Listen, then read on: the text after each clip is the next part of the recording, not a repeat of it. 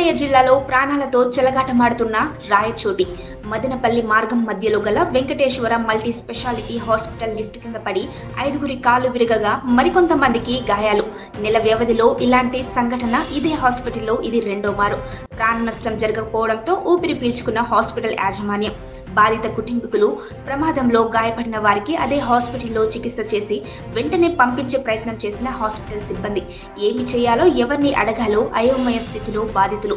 చివరగా 5 రోజులు హాస్పిటల్లో ఉంచి బాధితులకు కావలసిన వైద్య సదుపాయం అందిస్తాం అన్న యాజమాన్యం. రెక్కాడితే కానీ డొక్కాడని బ్రతుకులు. పూర్తిగా కోలుకునే వరకు మా పరిస్థితి ఏంటి అంటూ బాధితుల కుటుంబాల ఆవేదన. కాగా బాధితులను రాయచోటి టీడీపీ ఎమ్మెల్యే అభ్యర్థి మండిపల్లి రాంప్రసాద్ గారు పరామర్శించి అందరికీ ధైర్యం చెప్పారు.